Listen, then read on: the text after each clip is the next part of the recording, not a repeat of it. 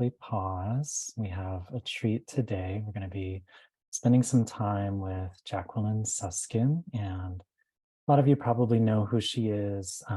Certainly, several of her poems have appeared in my anthologies, and she is the author of the wonderful book Every Day is a Poem. I love the title, love the cover there, and a beautiful book about creative process, poetry. And then also the author of many books of poetry. One of my favorites is Help in the Dark Season. Obviously, she has all the good titles. And she's with us today. So she's going to share some of her own poetry, some about her own creative process, how she got started in poetry, perhaps. And so welcome, Jacqueline. I'm so glad to have you. Thanks so much. Thanks for having me. It's nice to be here. It's good to have you. Well, I was hoping that you might start us off. I always like to get into the soul space with a poem. So, a poem that you feel called to read. I have many favorites, but I'll let you choose. Well, I'll take some requests later, maybe. Yeah, yeah. Yeah, this poem I chose to start with is from a forthcoming collection that I've finished earlier in the year, and it's called Beauty Over and Over. We make art to convince each other that life is worth living. Remember why? Because cold plum, because other person, because questions, light through windows, bird bones so small, babies growing inside, seeds that do so much because of sun. We say, here is beauty over and over, up against the rotting log, up against the numbered days. Look at the sky, cloud, woven rug, and well-made boot. Even in the shadow, even in the cold, the rose continues blooming. I cry and look ugly, but it's pretty too. Death brings blood, but oh wow, the red, the flowing, the temperature. The wind moves metal, the unseen air causes dancing. And even in the worst of pain, a dead flower all moldy is brilliant with some proof of happening, some hue of having lived. Hmm. Love that ending. Proof of happening, hue of having lived. Mm. Yes. Yeah. The perfect poem to open us up. I mean, we often talk in this space, and I, talk in other spaces too, about the mix of sorrow and joy, beauty and despair. And I feel like your poems capture that so well, that there's this leaning into awe and reverence, especially for the natural world. And there's also not the fear to talk about death or the blood, or the sort of awful beauty of that too. So I wonder how you think about awe, because I know you talk about that quite a bit, and every day is a poem. Yeah, it's one of my favorite kind of go-to words. And I remember when I found that word that I was like, oh, 3 letters can hold this immense feeling that is something that I gravitate towards pretty much, I mean, all day long, every day. And it's the thing that keeps me kind of connected and present with my life is this sense of awe. But really, the way that the definition of the word kind of pulls me in, which is that it's not just this reverential respect for beauty and it's not just a sense of wonder, but there's also this underlying element of like fear in it, where Mhm. you're so awestruck that you're almost afraid, that it's so incredible, that there's something so unknown and massive there, that it holds both this like wonderful beautiful feeling and also this respect, this deep respect for Mhm. that in everything, it could be the last moment, it could be the last thing. And I think that there's something about that word that sort of holds that meaning for me, that's like, oh yeah, this could be my last day of alive, who knows, like this Mhm. could be the last moment of my life, I should live it with such wonder and respect. So yeah, I think that word kind of is the thing that will ground me in certain moments, like if I feel a sense of deep despair, I also sort of will I've trained myself to look for awe all around me. How is there something I can be in awe of? And I think my poetry kind of pulls that into that. It's like, Mhm. oh, here's where I get to kind of accentuate what that was for me in some moment that I remember, or something that might then show someone else. Like, I always think of poems as these invitations for someone else to kind of find their own sense of that feeling or idea. And maybe it's just like a reminder of the things that bring awe into your world. And that's an important thing to share, I think. Like, I'm always trying to share my awe. It's not something I'm just keeping for myself. Yeah. Nobody wants selfish awe. We don't want to have Yeah. selfish awe, right? Yeah, well, I think it helps with your poetry and honestly, the kind of poetry that appeals to me, where so often the awe, it finds its source in just everyday things or what's immediately around you. Like there can be awe for, the jackhammer digging up the sidewalk, just the awesome, perhaps also annoying noise of that happening. But it also strikes me that maybe it's about whatever awakens you, right? And like you said, you used the word like whatever grounds me. And like, isn't that what we're always looking for? And isn't that why we turn to poetry? Because it grounds us. And we're looking for ways to not necessarily escape, actually not at all escape our daily lives, really, but to be more present to them, to dive more deeply into them. Yeah. And it's funny, at the end of all of these thoughts, like whenever I talk about poetry, I feel like there's this whole conceptual swirling idea that's kind of giving proof why poetry is so important. Like, I feel like poets and people who love poetry are always kind of just geared to say, this is why we do this. This is why the craft exists. This is an ancient human practice, and this is what we're doing here. We're reminding each other, like I say at the beginning of this poem, like, we make art to convince each other that life is worth living. And I do think that in our daily life, we can kind of forget, all of us, any human can forget like why we're doing the things we're doing. What is the purpose of it all? It can be so overwhelming. And I think it just continues to get more and more and more overwhelming as we have more access to the world, and so many tragedies and all of these things that we're, reading about and feeling every day. And I think that's why poetry has had this huge sort of resurgence as something so important, as we are searching for these reminders and these grounding points and these things that will invite us or help us be present. And the poetry is like this key. And then poets are sort of like all filled with this feeling like we have to hand the keys to as many people as possible. And it's like life or death. So Right. that's why we're Yeah. doing it.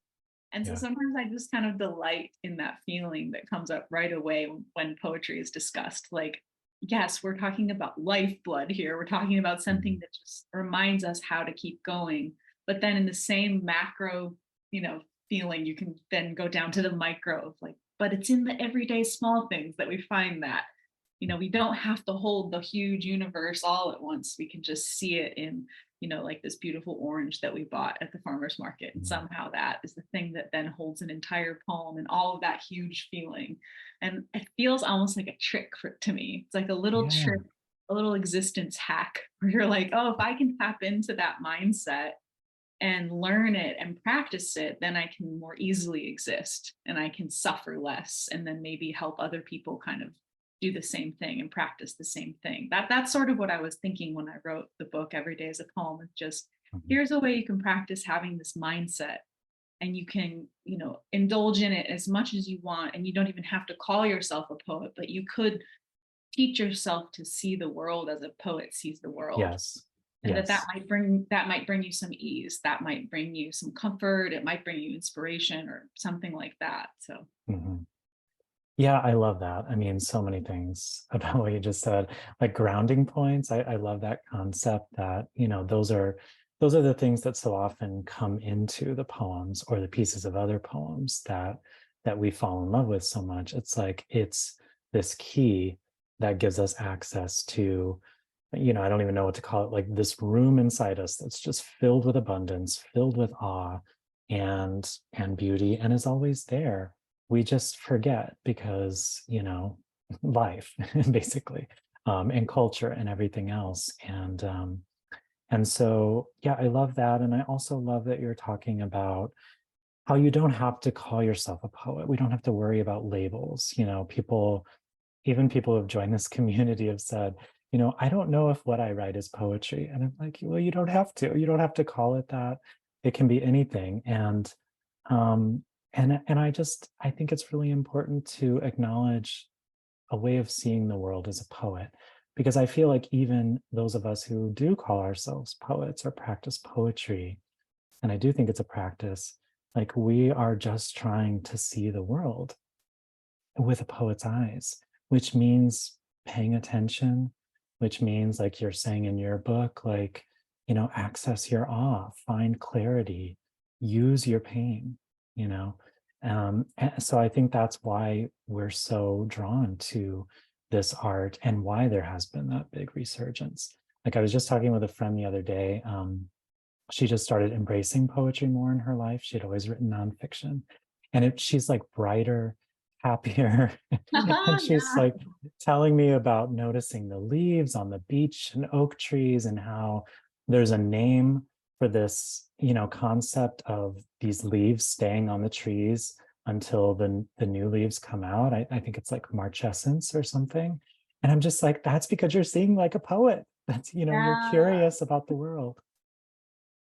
I love that. Yeah, I love the like permission that it gives you where you're just like, Yeah. oh, I have permission to feel all these things throughout my day and to kind of just let them come and go and not worry about what you do with them. And I always try, anytime I'm teaching a workshop, I just try to remind folks that it's like, yes, sometimes there's a poem that's like, I'm a poem and I'm a full poem, and here I am, asked for you, and you have to write me down. But most of the time, what I receive is the feeling of a poem. And Mhm. so I've just learned to allow myself to not put pressure on that and just let that kind of fill me up. And if it seems very clear that it must be written down, then I will. And I trust myself enough to do that. But I think I heard some interview once with, I think it was Tom Waits or something, and he was talking about driving on the highway and that like if the muse hits you while you're driving in traffic, you're like, what am I supposed to do right now, muse? I can't write anything down. I can't record this. So I just have to let it pass through and just accept that sometimes the muse enjoys that the muse enjoys just passing through you and letting you feel the feeling and not, having Mhm. to turn it into anything. Yeah. Yeah, the muse does enjoy playing with our emotions, I think, sometimes, or, seeing what fear and worry can come up. I'm like, oh Yeah, my God, how am I going to capture this? I mean, I have pulled off the road before I have and to. actually like written something down in my phone, that really wanted to be born. And I kept looking like, oh, I'll pull off soon. I'll pull off soon. And then the pull just became too great. And I just had to do it. I had to write it down. But I love what you're saying, that um, sometimes it's just a feeling or a sense, or like, I sometimes think of it as an itch, just like this little thing, this little whisper. And like we all want the poem, like we want to be like Mary Oliver wandering the woods, like receiving poems. But I would bet that the poem just began for her as a little itch. And it's just about trusting yourself and following that when you have the time and space. That it's, we expect these things to sort of pass through us fully formed and, worthy of publication right away. And that's not the point at all. That it's really about the delight and joy that also come through, right? Yeah. And I found over the years of my practice that the more I can let myself just fully receive the initial feeling, like the message, whatever you want to call it, and then later, and write down in my journal whatever it is I'm thinking and feeling in that moment and not try to edit it in that moment, just really let it happen and really actually feel it. Then later, when I'm working with what I like to call the editing muse, this other muse who's trying to do justice to that like initial feeling, what the initial muse delivered in inspiration, I'm more able to remember it. Like I let myself fully feel it and be present with it so that then later when I'm trying to refine it and create this offering for other people to understand it more, I can access it in like just a better way.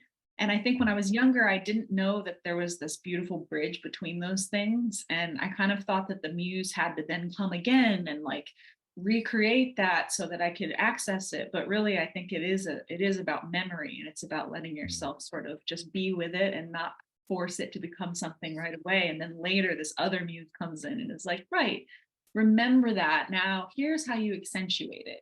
Here's how you Mm. explore it. Here's the image to attach to make it so that anyone else can have access to it. And Uh, I feel like that in the last like 5 years of my writing practice, that has been so special to kind of witness the connection between those things and see the like care that I put into just letting the initial inspiration be free and full. Then later I'm like, oh, I have all this information to work with and all these feelings remain in my body that I can access because I didn't try to tweak it or change it in the moment. I just let myself be living life with this poetic mindset that I've practiced for all these years. So it's cool to yeah. be on this other side of it and see, oh, this is what it's like to have practiced this for so long. And now I can see it come to fruition in these really like unique ways. Mm. I think that's such good advice, Jacqueline. I really do. And it really helps me actually because I realized that having some language to put around the practice and having like a little bit of a strategy is really helpful.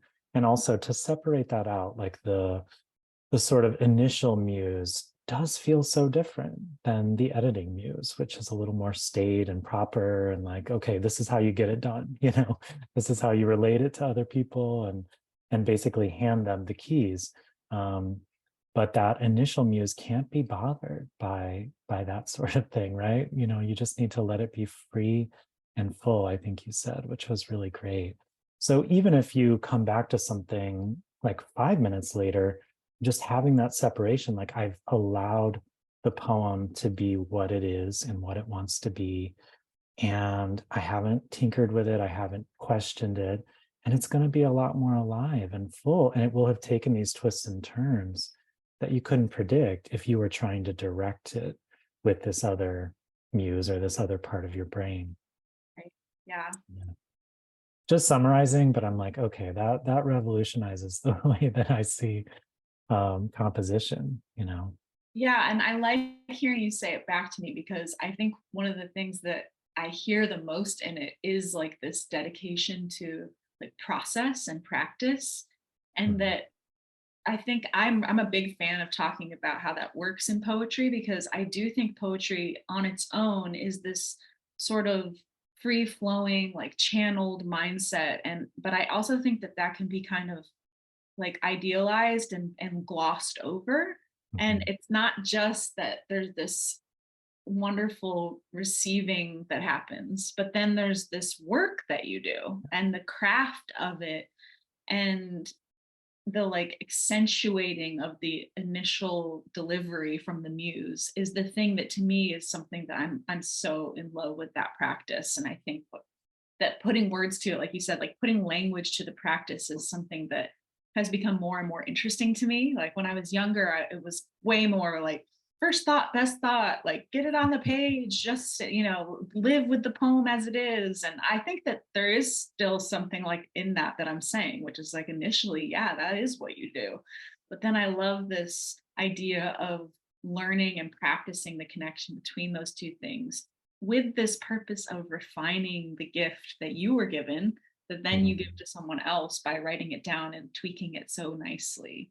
um, Yes. yeah, and so I think that it's worthy of this repetition and sort of like finding the right words for you that make it make sense that, oh, this is a craft that I can kind of take on, and how do I want to practice it, and like what Mhm. informs your practice. It will be something different than it is for me because I have all this schooling and all these different things in my mind that I work around, and I'm constantly schooled by the earth and the planet, and Yeah. that's like my main muse, but that would be different for everybody else. So I love Mhm. thinking about how people can kind of just take a breath and look at what connects them to that initial inspiration and then the refinement of the craft. Like that seems like such a cool place of practice. Yeah, the breath, the pause just in between these things without, because I often am one for like pushing myself or pressing onward, like, okay, I've written something, now I got to get it right, and keep going until I do. And just taking a little pause and like, okay, what is important in that? And, I think can really bring some space into the process. And the other thing I was going to say is it seems like what we're talking about too is seeing the receiving and the allowing.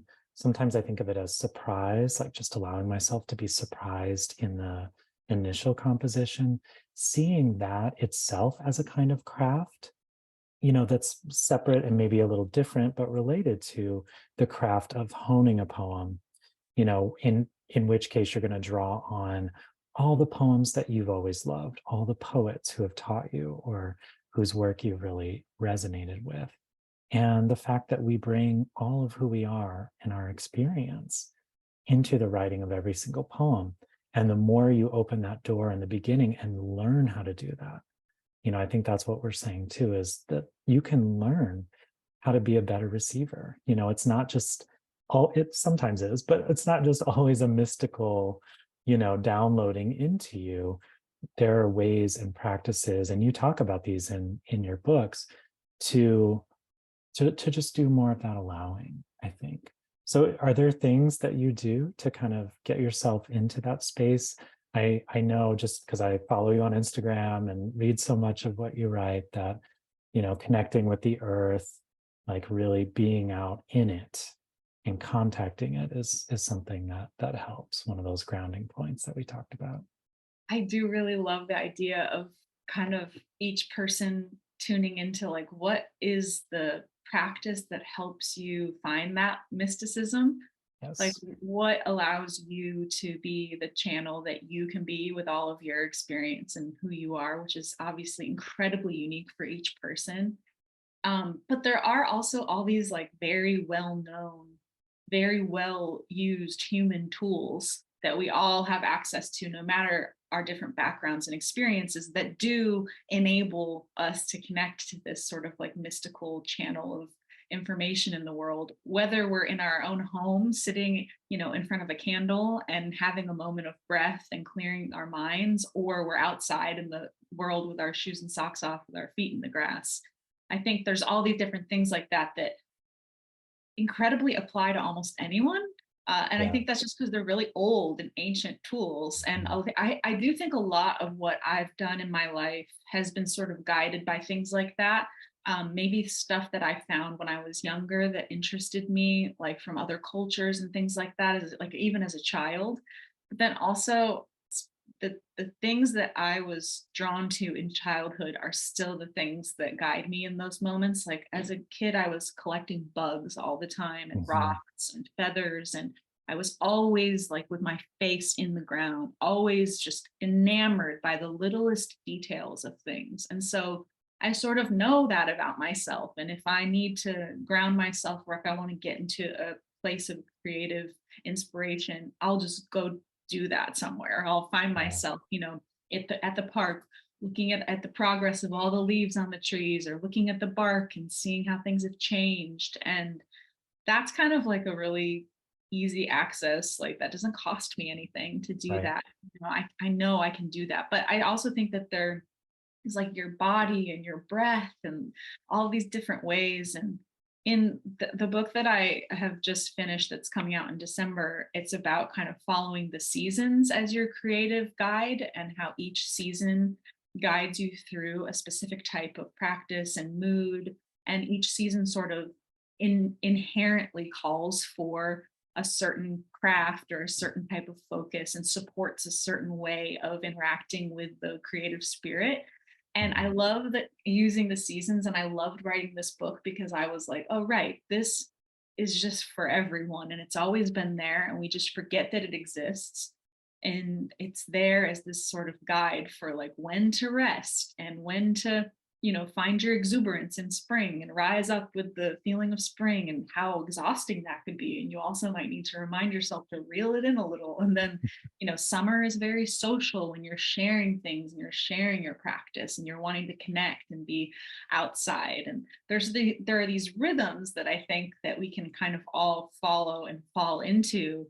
especially when we're looking to like access our creativity or our inspiration. And I think that like for me personally, that's sort of what is always guiding me is this sort of earthly rhythm, but that I love thinking about the things that seem a little more universal because my Mhm. spiritual practice is incredibly private. You know, the things that I do at my altar, and I've talked about this in other interviews. I sit at an altar every morning and every night, and I have for over 15 years of my life, and I've never missed it. And it's always, even if I'm away, I'm still doing that practice. Like, even if I don't have access to an altar, I'm still doing the same practice. I usually take some little tiny semblance of an altar with me. Right.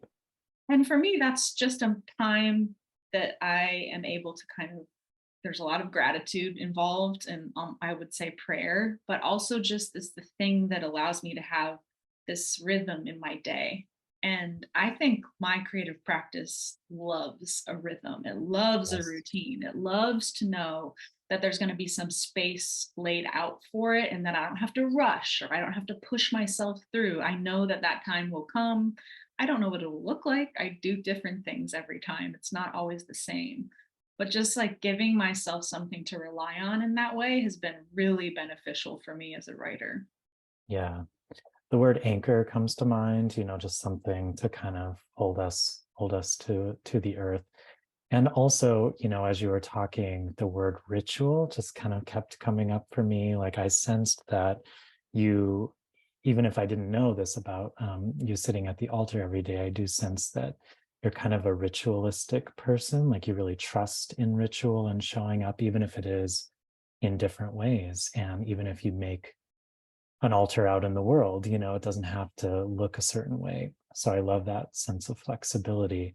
But I agree. I think our creative practice does love routine and maybe not the same routine all the time, but just loves knowing there's going to be time and space for her, him, whatever, to show up and to touch our lives. And however that space gets created for each of you, I think is a personal, like very personal, private question. Um, but it does help to hear all this, Jacqueline. I think this is really great for people. I wonder if you would read How to Love Yourself. Oh yeah. Yeah, let me grab that That's in book. Yeah. Help in the Dark Season, right? Yeah. How to fall in love with yourself. That's a Thank you. perfect segue. How to fall in love with yourself. Sit in front of two candles, one for each eye. Light them and watch how the fire takes its time with the wicks, nearly dying, touching wax and climbing back into air with a wave of hot yes. Now breathe each flame into the crown of your head. There is a hole there where elements can enter. Your skull is a cup, hungry for light. Close your eyes and let this glowing gift travel throughout your entire body. Take it down slowly, like a dose of brilliant honey. See how you overflow. See how you do magic. The warmth is red. It's white, orange, blue, and green. It touches every part of you.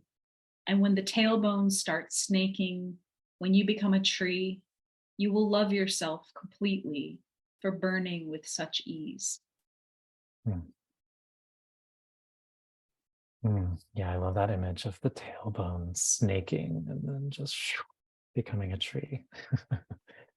That sense of rootedness, exactly what we were talking about, that idea of ritual. I love when a poem kind of gives you this guide on how to do something. Yeah, I right. love poems like that. Yeah. And in that poem, I remember when I wrote that poem, it came as sort of like a command almost like, yep, this is how you do it. If you want to know, this is what it looks like. And I could see all these different images of things that I had done throughout time or things that I had felt or ways that I had accessed that part of myself and how I could fall in love with that, just that feeling of being so present and allowing myself the time and space to connect with all of that. And then this poem sort of came out as like this recipe for that's how you can do that. You can light these two candles and you can follow your breath. And these are old things that you know how to do, that humans have known how to do for a long time. And I really, I felt like when I was writing this new book, A Year in Practice, that's what it's called, the book about the seasons, that I was just being reminded the whole time. And I was asked to remind everyone that all of these things have existed for a long time. And even though the seasons are different everywhere and the seasons are changing immensely right now in our lifetime, like they're all there. It's all there for us. And we just need to remember. And Yeah. so I think most poems, I don't know, most poems give you some sense of a reminder. Like, and I do think humans were really forgetful. And like you said, like our culture and the systems that are existing really want us to forget sometimes. And I think that there's a lot of benefit to us being forgetful for, people in different maybe walks of life than poetry. But I think Mhm. that having these reminders come through these poems makes a lot of sense to me. I'm just like, right, this is what this is for. You can access it and read it again when you forget. And I'm saying that to myself, even, like reading a Mhm. poem that I wrote is still a reminder for myself to be like, right, yeah, keep doing that. Like that's the place that you go to when you need to remember how, and it's the directions are there for you. Mm. Wow, that's beautiful. Yeah, the directions are there for you. It just seems like an act of tenderness and kindness for the self, just if we can frame writing poetry as that way, like I think in some ways we do that, like you're saying, that each poem is a reminder, especially these poems that are like, like you're saying, directions or roadmaps to something that we already know, that's buried in our bodies, that's buried in the earth. Like we have access to it, we just forget. And so the poem will very gently, usually just uncover that and reveal that. And I've had that experience again and again of like, not referring to my own poem in an egotistical way, but like being out in the world and thinking like, oh yeah, I wrote about this. I wrote about, the beach leaves on the trees, or I wrote about this flower last summer and, I'm seeing it bloom again. And just like those cycles, like you're talking about in your new book, that can easily get lost because our world so often takes us away from that. Um, and that we can push against that and we can revolt against that even by just noticing and putting ourselves out in the world, even if we're not always encouraged to do so, and doing things like you're saying too, that don't cost any money, Yeah. you know right. And that being part of the reminder. Right, or cost very little. I mean, you might need a candle, but probably someone could give you Yeah. one, right. Yeah. um yeah. Well, are there any other poems that you want to share with us? Yeah. I have this one set out that is, well, actually I have two more. So I'll just we'll see what comes up after I read this one. So this one is sort of kind of tending to this idea of what's happening with our world right now and the earth and how the state that the earth is in. So to be someone who's obviously saying, I'm so connected to the earth, and I'm very much connected to the demise and the despair of that also. So I wrote this poem to kind of pay attention to this idea that I was leaving and moving away from California. And at first I was like, yeah, because I don't want to see what happens to that land that I love so much in the Yeah. next however many years it takes for it to happen. And then I had this message from the earth that was like, but I'm your beloved. Would you not want to be with me while I die? Mm, So this is my the way I processed that. It's called To Watch the Earth Die. mm, Just as true love has nothing to do with purity, I know that although I don't want to watch you die, I am.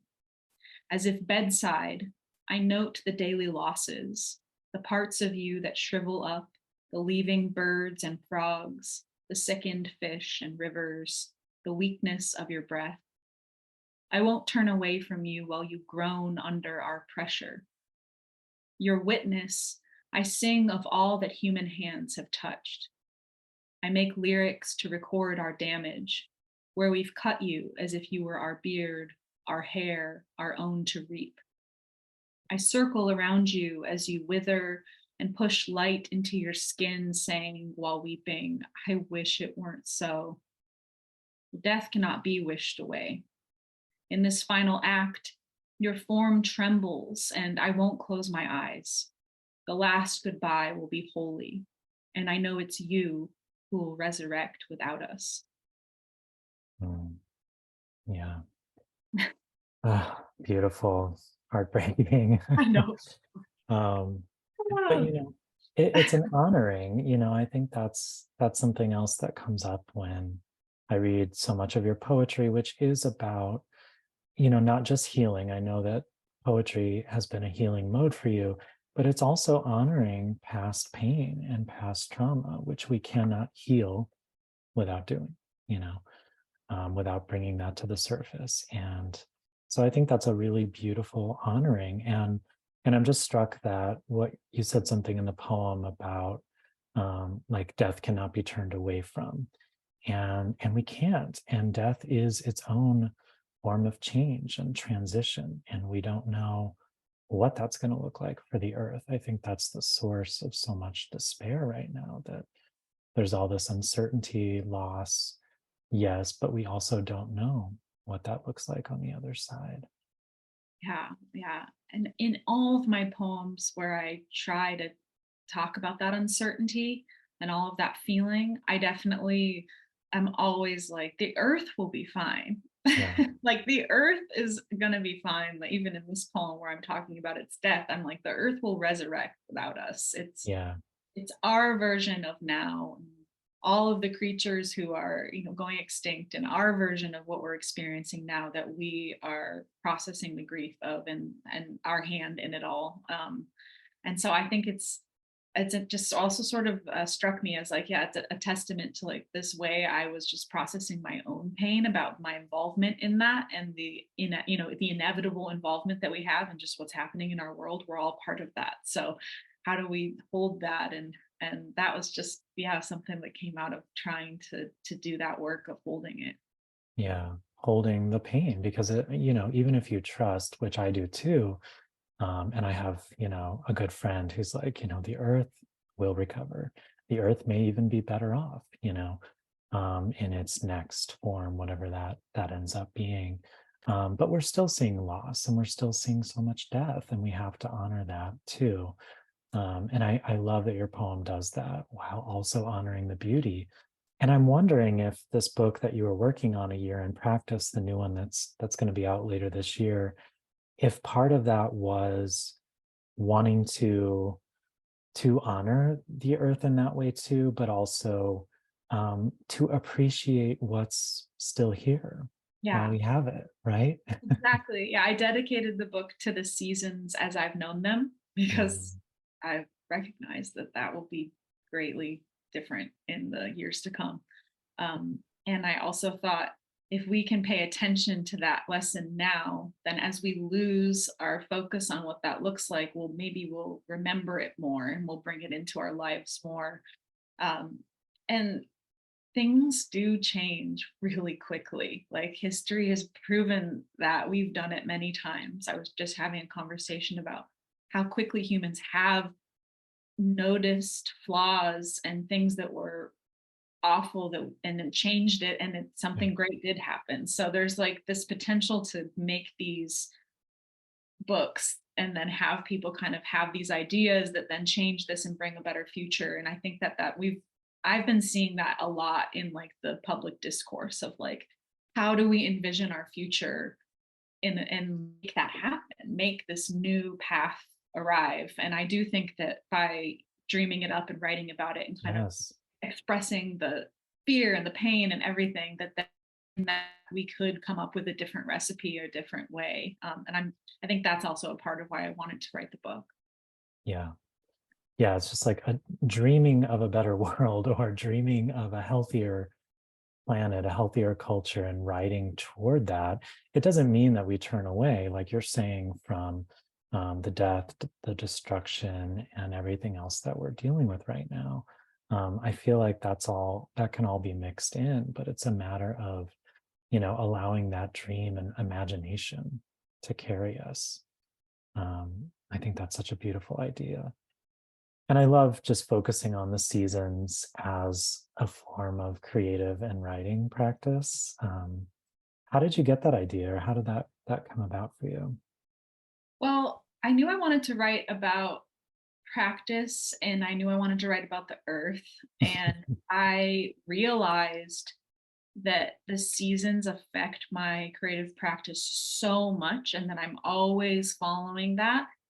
And I just wrote a pitch about it and my publisher was like, "Yes, we that's a great Um, idea." And then I got to really research it and take some time to like work through the seasons and really like pay attention to every practice and ritual that comes through me in that rhythm. And so it's sort of like a documentation of all of that and has a yeah. lot of like guidance in it and ways that you can kind of apply it to your own practice or things like that. It was really special to write it, and it just so happened to come through where I moved to Detroit and I got to literally experience each full season while I was writing it. So Nice. felt very like a lot of kismet in that. Mm. Yeah, Yeah, I like it was saw meant to some be. Yeah, I saw some people asking about the poems, and these poems are from a book that's called The Verse for Now, and it's a book of poems that isn't out yet. So I have to wait on that one. I applied to many different like contests and things for this book, which I've never done before. All of my books have been published through people coming to me or asking me if I would put a book out, and then me, responding with my work. And this book, it's already done, and I thought, well, I'll try this like sort of traditional way of publishing, and we'll see what happens. Now I just have to wait. That's the hard part, right? I'm not a very patient person either, so I'm like, if someone could just say you, and then we can move forward because I'd like that. I've been reading the poems and sharing them anyway, so Mhm. I'm happy to be able to do that with you all today. Yeah, well, it's so nice to hear them. And it's always nice to hear new stuff that isn't out there yet, because it just gives us a sense of what's on your mind and what's on your heart right now. And I know it connects so much with what people are thinking about, because our friends in California know all about wildfires and smoke. And then, like, just these past few weeks with the smoke coming down from Canada, where I live in Vermont, it was like, wow, this is more in our faces and really affecting daily life for so many people, and and threatening so many people too who are not as healthy. So I think this is just really front and center for so many of us right now. Yeah. So would you like to share that other poem Sure. that you have ready? Yeah, this is the title track. It's called The Verse for Now. I don't care about dying alone. The other realm will unfurl its tongues of color, and I'll slope toward it as a dying mountain. But come to my table while I'm breathing and celebrate me, because who else is like this? I'll cheer you on the same way and bake cakes in your honor, because who has those eyes so open and ready? Who has that spirit so steeped in carefulness? Tenderly, I set the lace under each plate and buff the silverware, soup bowls, teacups, the paintings with the handmade frames. Look how well I uphold life as a gift. I kneel before it all, and you are a part of that. I'm saying you're holy, you're God. Why not? When I'm gone, will you read my words and remember how well I lit the world in praise of the world? Will you cry with thank yous and recall my meanness too? Who cares? I'm gone now, and books will disappear. And it isn't for the memory that I make it all, it's for right now. Hmm. Wow, wow. I love how that poem begins in death, and then, as it's unfolding, there's just this fullness, communion of being at the same table together. You're saying life is a gift. So just I think we sometimes, and I talk to people who worry that, like, oh, the poem is too dark, it's too much. There's the discussion of death or what have you. And it's like, well, it can all be in there and it Mhm. can all just circle back around, from death to life and then back to death. Like that's the arc of that poem that you just read. And that just feels very true to me. Yeah, I really, that one felt like one of those ones that just comes through all full and ready. Hmm. Yeah, well, it makes sense that it's the title track. Yeah. I think sometimes these poems come, and I'm sure folks here have felt this too in their own work, and it's like, it arrives very full already, and you just feel like, oh, this is the heart of something larger, like this is the heart of what I'm really trying to say, and it's said right here. Um, yeah, the verse for now, and that it's also a lovely reminder, as so many of your poems are, that to just slip back into the now, and that this is why we're doing this. It's for right now, it's for each other. It's noticing and loving the earth as it is right now in its death and its continual beauty. So it just feels like this larger summing up. And it's not surprising to me that this poem maybe came out of that work with the seasons, and which is a kind of communion with death. If you're paying attention to the Wow. seasons, you're Yes. paying attention to death, or what looks like death to to our eyes anyway. Yeah, the biggest change, 4 times a year where you're saying goodbye to one and hello to the next, and how intense it is to kind of move from one to the other. And we just keep doing that over and over and over Right. again. Yeah. I always like to say, life is really exhausting. Like there's so much going on, even to witness spring happen in a place like Michigan, and then Mhm. watch everything put all of its energy into this beautiful display. And for the summer, everything's bold, and then it's gone. Yeah. Wow. Every year, over and over and over.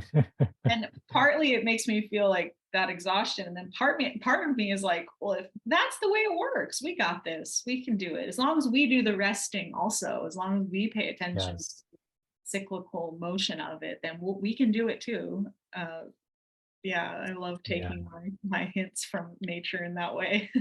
Yeah.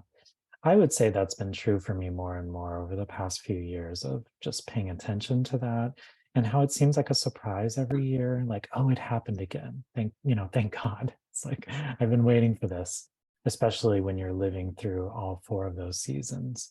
And now, you know, in Vermont, winter is pretty long, as I'm sure it is in Michigan as well. And it just feels like by the time spring, and especially we're in the early throes of summer here, things are just starting to blossom. I'm like, I don't want to go anywhere. I can't bear to leave this behind, because I've put in the work of being present to, this year that's come before of all the seasons, and I want to see what this one does. I feel the So, same way. Yeah. yeah, just another reflection of that, that verse for now, like wanting to really experience the now of what's here as well.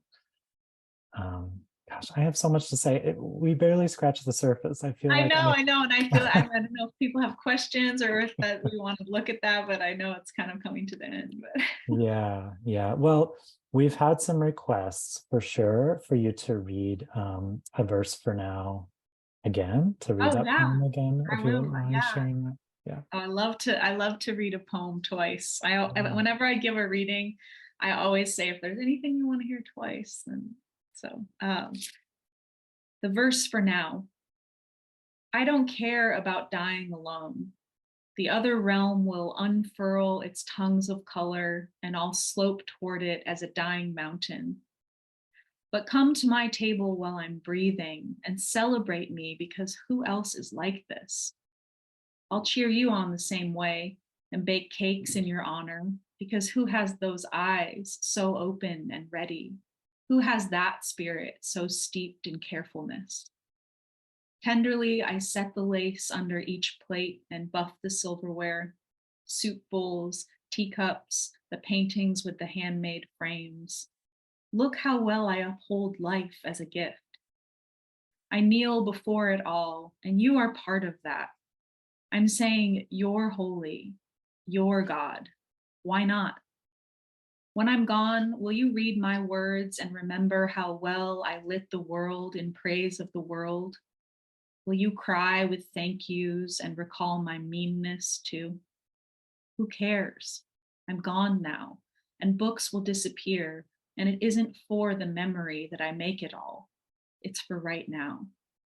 Mm.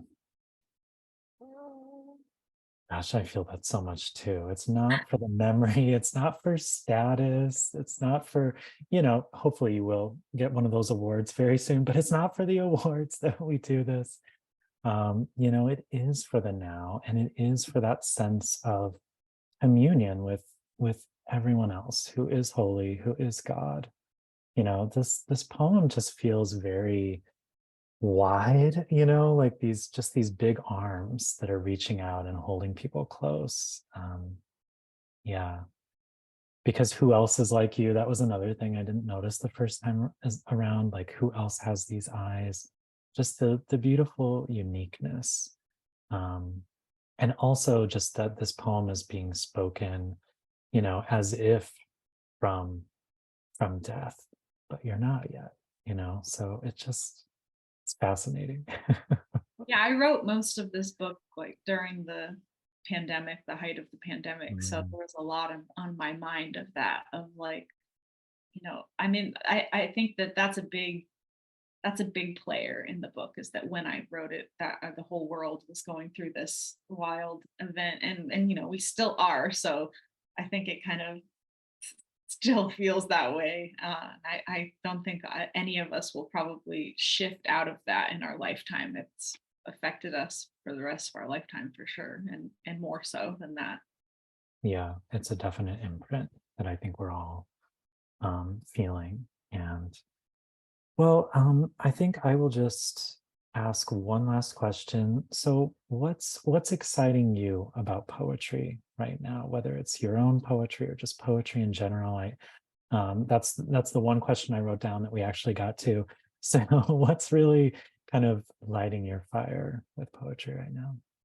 I think that the way poetry has this ability to kind of like distill the macro and tie it into the micro, which I was kind of talking about before, to me is like the best medicine for the moment. Like, we're trying to hold all of this all at once, and we have access to so much and so much emotion, so much that's happening in the world.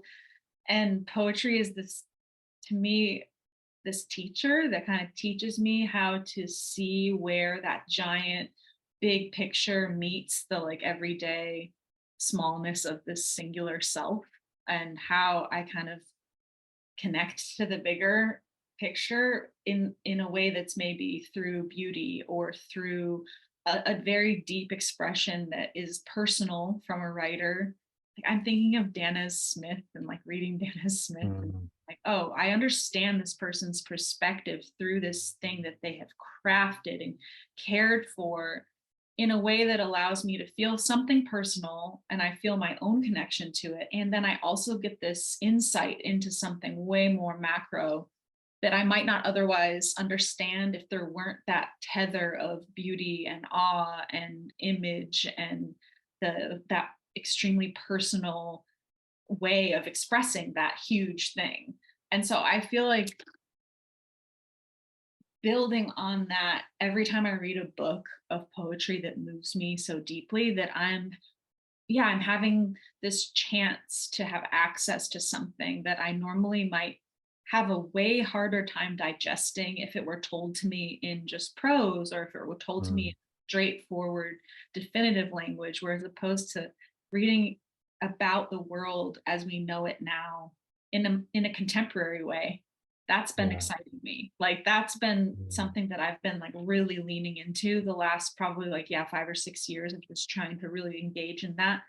Because being someone who's this earth loving poet, I just always want to read poems about nature. That's my preference. But I also want to know about the world at large. And I do think that kind of, I just recently wrote a poem that like there is no nature without you, like Mm, we are nature. So whatever humans are doing is part mm, of the greater story of what's happening to the earth. So I think that's been really something that's been exciting me about the arena of poetry is like a lot of focus and a lot of publications are putting out a lot of work by BIPOC folks who are just like expressing things that I want to have an understanding and access to, but there's this personalized intricate artistry attached, so I'm not just reading a nonfiction book, I'm also receiving this information in this other way as well. It's almost like, yeah, it like buoys the whole experience so I can understand even more. mm. I think Yeah. that's been a really inspiring thing for me. That's beautiful. Yeah, beautifully put, actually, because I hadn't thought of it that way, that it's almost like because it occurs in smaller doses in a way, or, a poem is sort of its own closed unit. It's like, okay, I can digest that and then move on to the next one. And there's like a little pause in between. And so, um, and I think the other larger thing, which is what I'm always trying to remind myself and other people, which is that we access the macro through the micro, that those are the moments that allow us, and that poetry is almost like this. I always think of it as like a side door. Like I've noticed here in Vermont, people will have front doors, but no one ever uses the front door. They always use the side door. And it's like, no, you come to the side door, like really familiar. Maybe it's a little messy on the side porch. And just this is the way I'm going to show you into the house of my own experience, basically. Oh, I love that. I totally relate to that. We use our side door. I know what you Right. mean. And like even that is a perfect example of like that metaphor connects like your own tangible feeling, your own memory. Like that becomes very personal to me. And so then I understand on a whole other level. I understand Mm, viscerally what you're talking about. And I think that like, yeah, that's interesting and like an inspiring and art experience kind of way, but it's also something that like allows once someone clicks into a deeper understanding of an experience they maybe had no concept of before, they're able to then be more inclusive. They're able to understand what that experience is like and maybe open themselves to a different idea about it or a different level of interaction with it than they would have had in the past. And I think that goes for things on all levels. And, I've obviously for me, I'm trying to get people to remember that the earth exists and that they're part of mhm, it. And a lot of my work is definitely geared towards that. But I then respect all these other things that we forget and that other poets are, more inclined and more, talented in their descriptions of. And I think that side door example is so good because it's like it's a little messy. It's not as like I'm not presenting you with some, like perfect moment where you come into my house and there's going to be coats and stuff everywhere. But this is it. This is yeah. you have entered and now you see the reality here. Yeah. I In our love case, it's like the mud room, which is yes. literally filled with mud. It's Yeah. not clean, shoes everywhere, coats everywhere. Yeah. Yeah. I love that too. Well, what you're saying makes me think of that. And I feel like your poems do that because I wouldn't describe them as messy, but they invite us into the messiness of life, pain, beauty, the seasons, all of that, that it's not clean, it's not sterile, but it's the human experience, and it's the earthly experience of being human too. Oh gosh, okay, well, I have to let Jacqueline go, because I just want to keep talking to her. But this was so lovely, and I know, there's so much appreciation from all of our folks here in the community. Several people said I've already ordered several of her books, so you are beloved, and thanks so much for sharing of yourself so generously in your work. So yeah, thank you all for being present and listening. I appreciate it. Thanks for having me, James. Absolutely. Well, you take good care, and we'll talk to you soon. Okay, thanks. Bye. All right, everyone. So why don't we take about 5 minutes, and then we'll come back, read some more poems, and then do some writing together as well. So we'll come back at about 10 after the hour. Right, everyone, welcome back. What a lovely session that was with Jacqueline. I know there's probably a lot that you're going to take away from that. And one of the phrases that came back to me as I was going and getting some more tea was just this idea of everyday smallness and that being that sort of side door or that doorway into what we're really trying to capture and hold whenever we're writing or whenever we're really appreciating a poem. So that everyday smallness.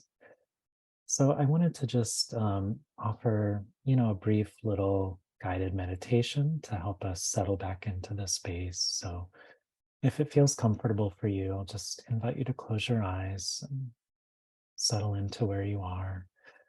Maybe make sure your feet are touching the ground if possible, or just feeling the contact of your body with the chair, the pillow, the couch that you're sitting on, and just noticing that slight pressure, taking a deep breath in, letting it out. Deep breath in, letting it out. And then just noticing the solidity of the earth beneath your feet.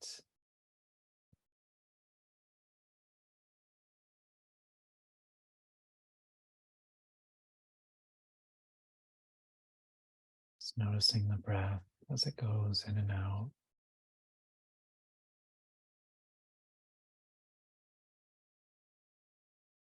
And just saying a little thank you to the body that has brought us here, the moment that we're in.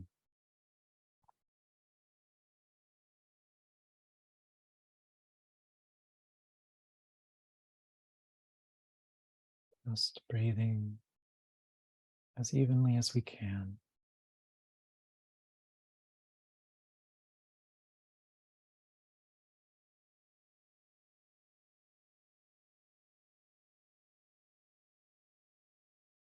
Noticing whatever arises in the mind, sending it off gently, and knowing that this is a space for us. It's a place of safety, comfort,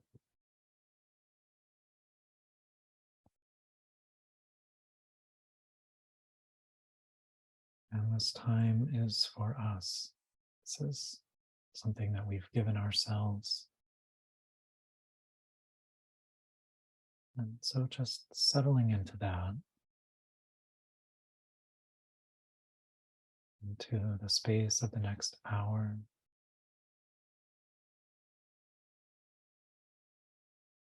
just breathing, being here.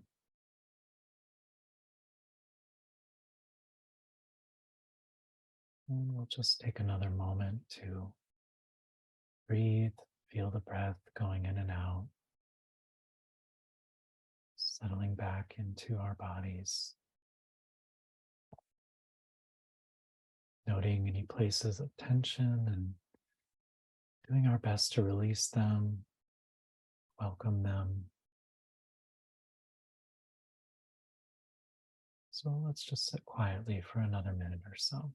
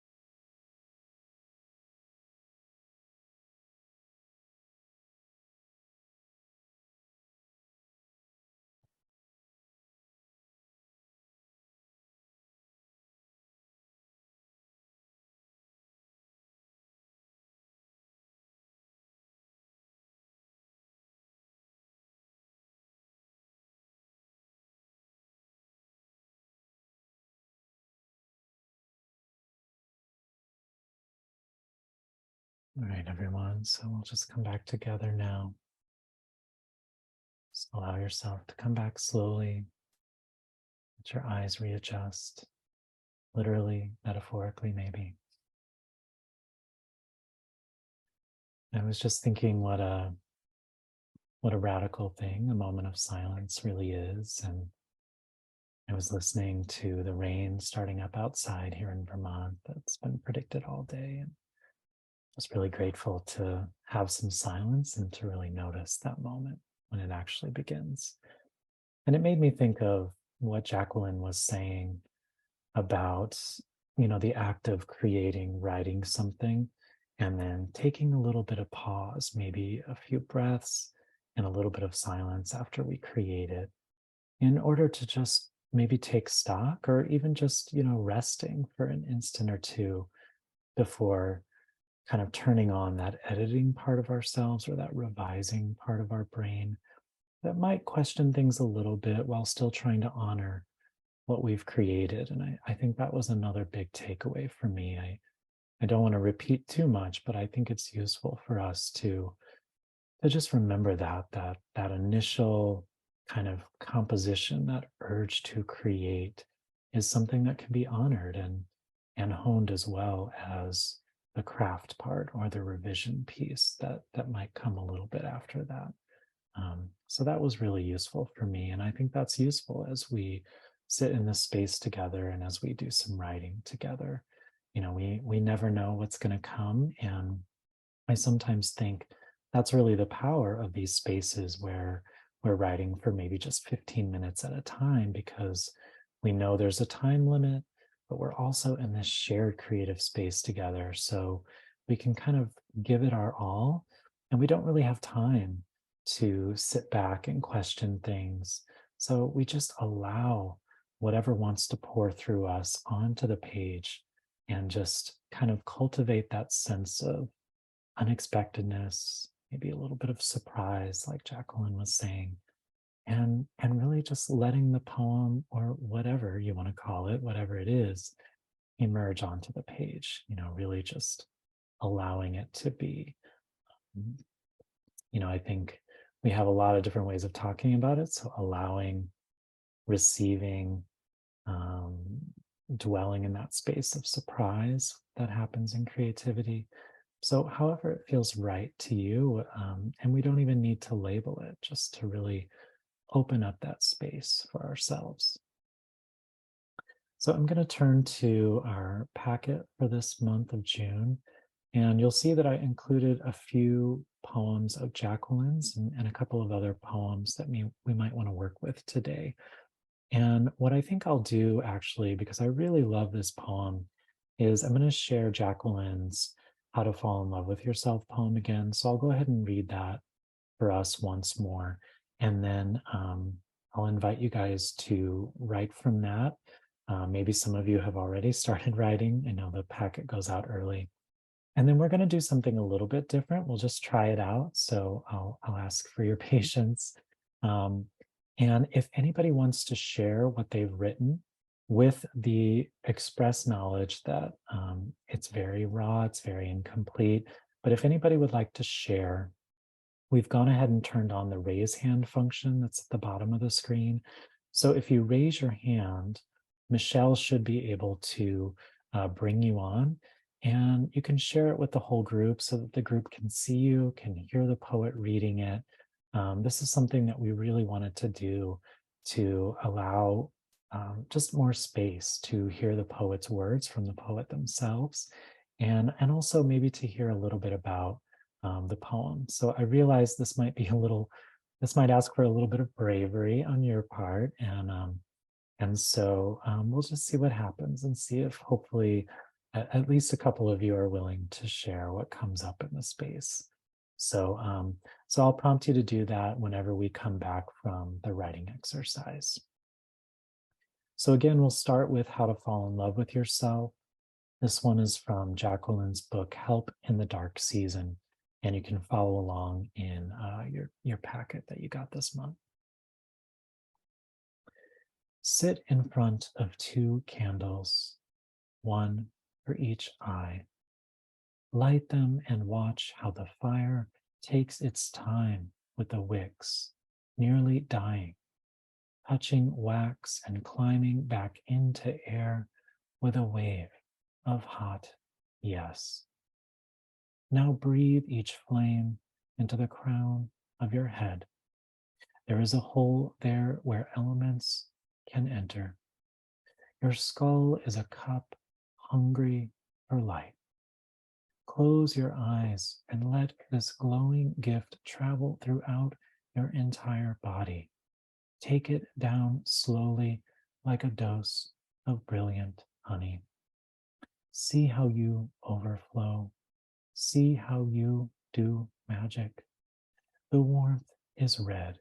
It's white, orange, blue, and green.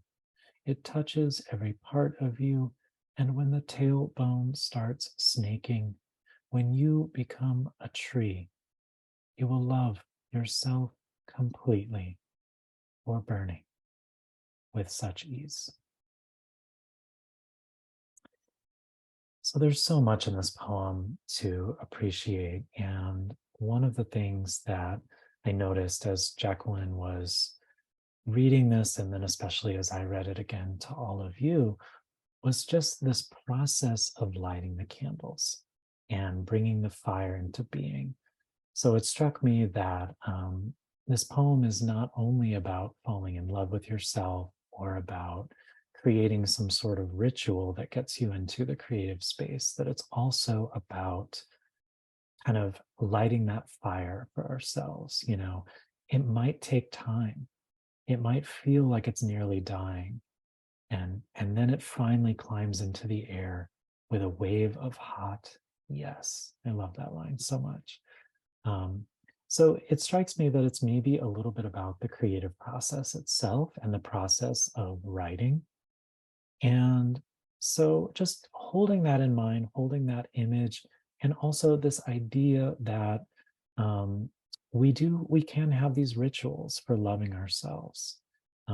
That there are maybe these things that we do intentionally or even automatically that contribute to that sense of self-love and well-being. So the writing prompt for this one, and we'll put it up on the screen soon, is how do we love ourselves? You might just write your own instructional poem, your own roadmap for how to love yourself, and maybe just begin with the image of some kind of healing ritual that really helps you. And just take us into that scene or that image with you. Let us know every little step, what it looks like, what it feels like, and see where the poem takes you from there. It might veer wildly off, or maybe this poem opened up something in you. I'll just remind you to go whatever way feels right to you in the writing prompt. And we'll just take about 15 minutes to write this one, and come back at about 50 after the hour. So I'll give you a little 1 minute warning when we're about to come back. So you'll kind of finish up, and then we'll come back together. And then again, if there's anybody who wants to share what they've written, maybe say a few words about that to the group, I think that would be really lovely. So just raise your hand using the raise hand function, and we'll do that. So we'll go ahead and go into the writing time and come back at 50 after the hour. Excuse me, 40 after the hour. So happy writing, everyone. I'll be writing with you as well.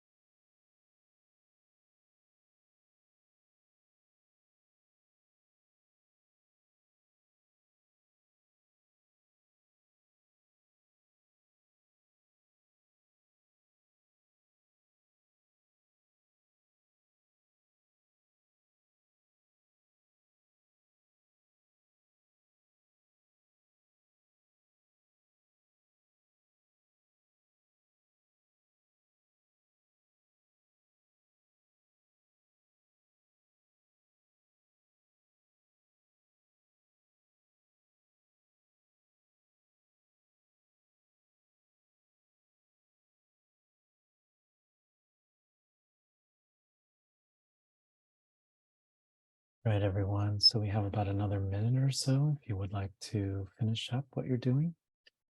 And then we'll come back together and invite some folks on to read their work.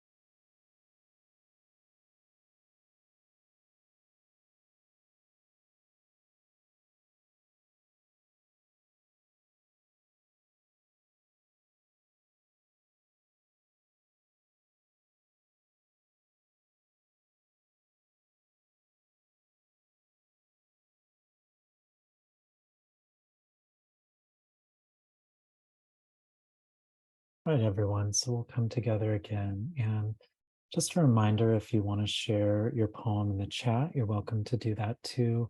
And there is also the Facebook group where you're welcome to share your poems with each other. And you should find info about that in those emails that you receive after each month's session. So it looks like we have a couple folks who have raised their hand to share. So I'll just have you come on, maybe say your name for everyone, and then share your poem. So let's bring on the first person. I think I saw Stella had raised her hand first.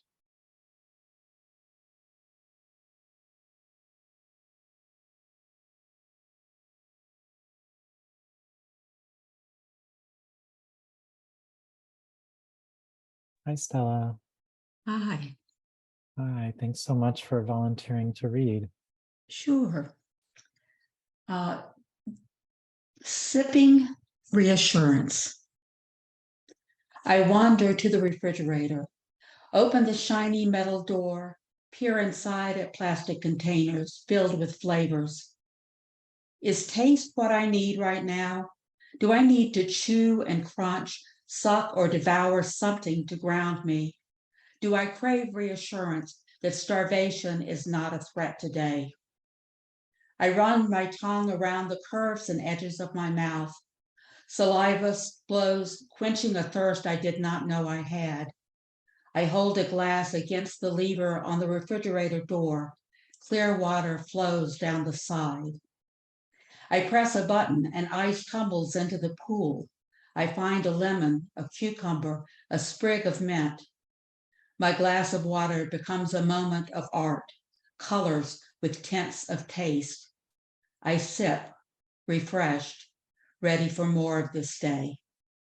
Oh, I love that so much. Oh my gosh. Thank you. I love how you sort of took what we were talking about during the session, like this just everyday smallness or this everyday act of going to the fridge, which we're all familiar with, and that question of yourself, why do I want this? Why do I want to feed myself? Is it to remind myself that starvation isn't going to happen? And can I be satisfied with this glass of water that I can make into this ritual, into this glass of richness? So, what did it feel like to write that poem for you? Freeing. I mean, I have Mhm. this ongoing question and relationship with food and how it has been a part of my life from birth. I mean, it really has been. As I have written, I have uncovered more and more about this relationship with food and the essentialness of it. And when there are difficulties early on, like my mother couldn't breastfeed, the first milk I tasted was filled with blood. Wow. Um, the substitution I was given formula I was allergic to. So this constant, can I be satisfied at such an essential Mhm. level? Yeah. Um, so it feels very freeing to write that and write, I don't have to beat myself up for opening the refrigerator door and looking inside and seeing Right. if life's answer is in there. Um, it's Yeah. just part of the process. So yeah. Oh, Wow. Well, thank you for sharing what you did. I Yeah, mean, sure. it's such an accessible thing. I mean, my husband teases me because I'm like holding open the fridge. He's like, I don't think the answer is in there, like Oh, yes, it is. sometimes it feels like it might be.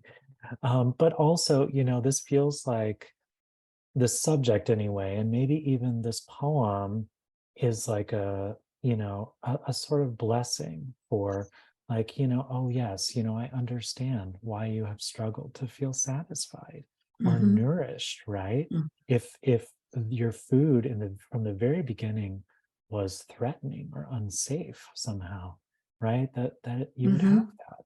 So Right. what an incredible amount of work to do. And I love seeing how it's showing up in your poetry even now. Yeah. That's beautiful. Well, thank Thank you you. so much for coming on, Stella. You Sure. are our first brave soul. So I commend you. Thanks. Yeah. Take care, Stella.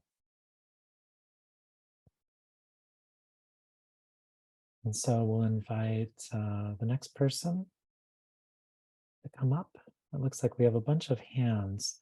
I know, Nan, you said that you were willing pretty early on. So we'll have you come on.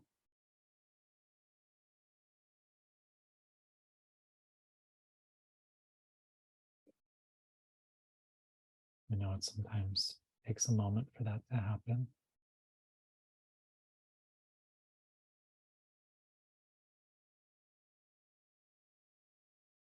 There we go.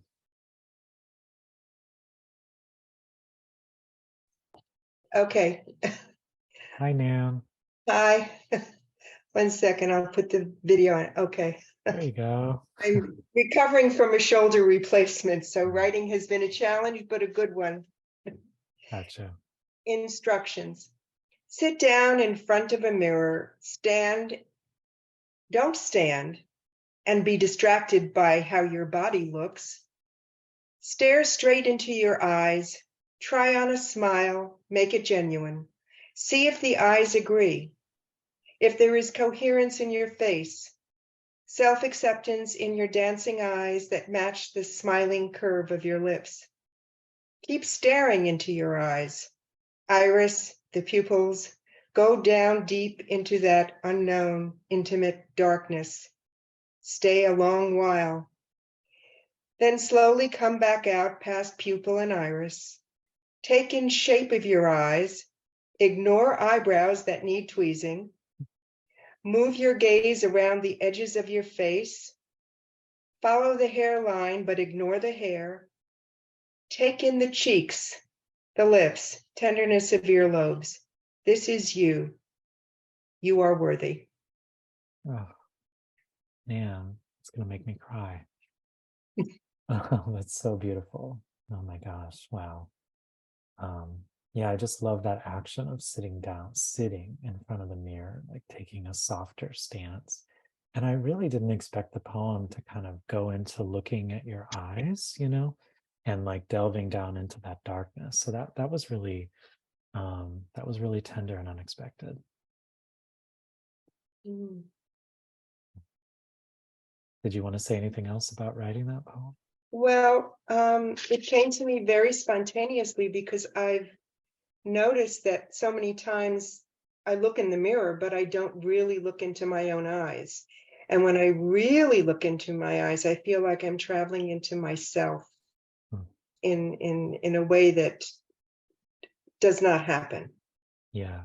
most times. And there's something about looking into one's eyes, really looking into your eyes. We do that to others, but we don't do it with ourselves. And it's a very profound experience. And that's where this poem comes from. Wow.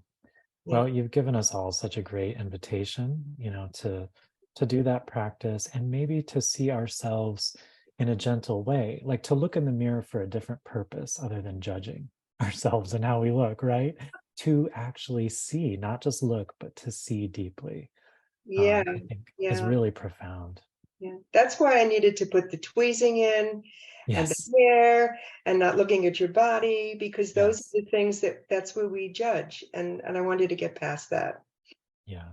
Oh, I could say so much, but I'll let you go. Thank you. Thank you, Nan, for sharing that. Another brave soul, and we all appreciate it. Thank you. So I'll just go in the order that I have them here. So maybe next up we could do Amrita.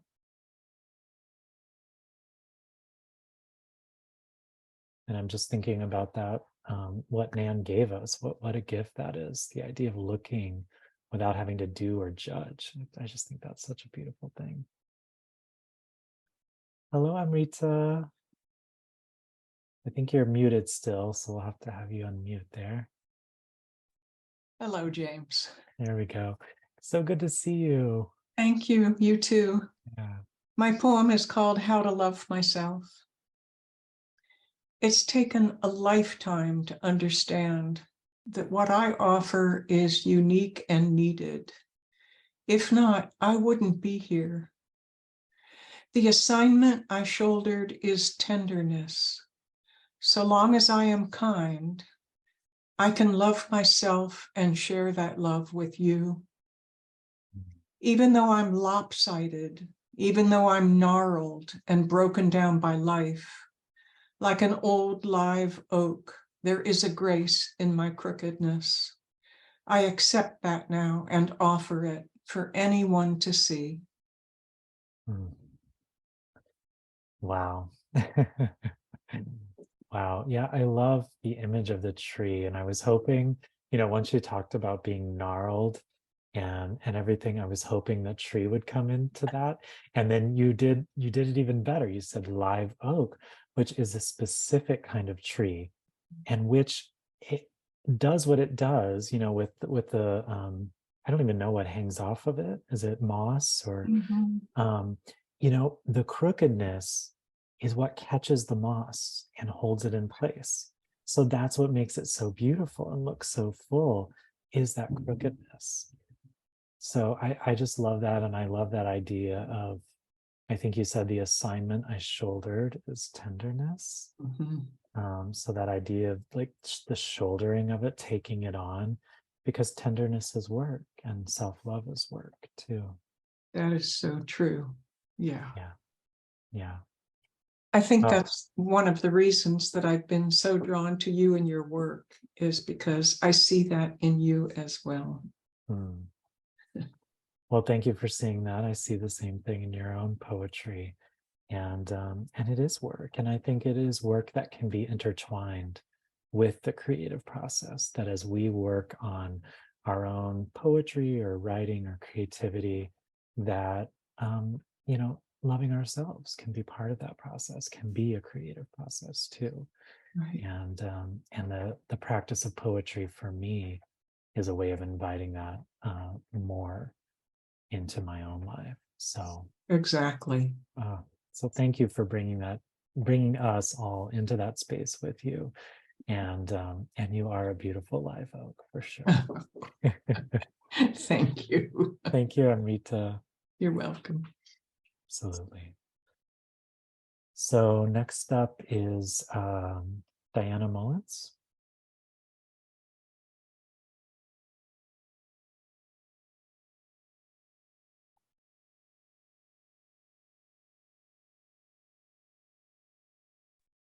Hi. Hi, Diana. How to love yourself. As you hold your pen in one hand, as words take shape on the page, hold your cheek with your free hand, the one whose arm can bend over your heart. Let your head rest in your hand. Your heavy head needs to be held by a hand that reminds you of your grandmother's hand. She held your face like this as she adored you and consoled you. Your face cupped is the water in your hands, the snow melt rushing among paper birches on Tumbledown Mountain. You can drink love from this tender gesture of one who is beloved. Look now at the flexible nest of your palm and fingers and thumb. as they support your mind, gently reminding you that you are here for yourself. Oh, wow. Flexible nest of the palm. Hello, I love that. I love that. Just seeing something very natural too in our own hands. And your poem, okay, first of all, it just seems unfair that people are creating this in such a small space of time, because it's also beautiful, but I think it's about our creative powers coming together. Um, yeah, just really was surprised by that. And I love the idea of the grandmother's hand, because I know you're probably meant an actual grandmother, but it also feels like the grandmothers, like this ancient, I don't know, people who oversee us, these women who have guided us. So it felt like there was a deeper presence within your poem, Diana, Thank you. just from the grandmother alone. But the rest of it's so beautiful too. Thank you Wow. so much. Mm.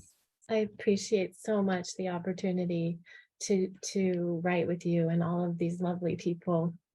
And Yeah. it's true that this over the years has been what I wanted the most, when I need comfort, but I always forget it. I forget to do it. So this poem is an homage to that. So I'll remember more. Again, just as with everyone else's poem, really, you're inviting us into something that's really sweet and tender. And like I think about how I just sit like this and it's so automatic, but when you change your intention a little bit, it's like, oh, there's tenderness there too. And there was a line that you had with all the H sounds that was really gorgeous. The heavy head just wants to be held by the grandmother's hand that reminds you. Just all the sounds that were conspiring in that were breathtaking. So Thank you. thank Thank you you for so that. much. Yeah, Yeah. thanks, Diana. All right. Well, let's have I don't think we'll be able to get to everyone, unfortunately. But I have Ziggy next on my list.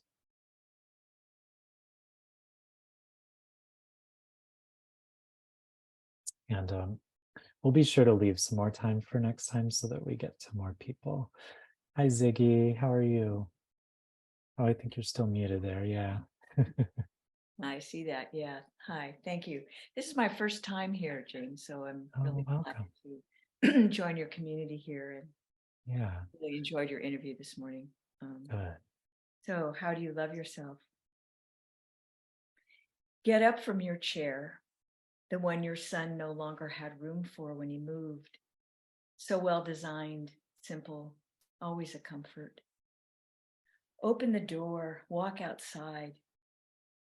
Whether morning, evening, sun high or low, a slant light you always love, or even when it is dark, when you want to answer the hoot of owl in the tip of redwood. Even when my babies were fussy and I could not settle them, I would open the door, step onto the front porch, wind chimes tinkling in a soft breeze, fragrance of daphne or climbing rose, maybe an airplane or streetlight. A baby notices, and I turn and turn, hardly need a lullaby standing by the mailbox. To settle a baby, surely a way back to myself. Now, with children far away, I open my door into the garden, settle myself walking its stony path, listen to its secrets, apples forming on a newly planted tree, wild pink rose spilling over the wall, crush a handful of rosemary in my fist, rub my palms together over the lavender blooms, watch a magnificent bloom from the epiphylium, how it opens before my eyes. Wow. I love that move from talking about, the babies and the children, and with the children now far away, I open my door and walk out into the garden. It's like with those gardens that I tended now, kind of thriving on their own farther away. I look out and I go out into this garden. and walk that stony path. And then the noticing, not even just the noticing, Ziggy, but the contact with everything felt so tangible to me. I could smell that rosemary, smell and feel the lavender blossoms. So just a wow for how this poem unfolded for you, and for joining us today, taking that risk and saying yes to that. It looks like you're in such a beautiful creative space behind you there. Yeah, for sure. And Yeah, thank you for absolutely. hearing it, and the way you listen so deeply to poetry, to people. It's lovely to be here. Good. Well, I will be happy to share the space with you in an ongoing way. So Yeah, thank you thank so much for coming today. And gosh, I would love to hear more, but it looks like we're at time, and so I want to honor everyone's time.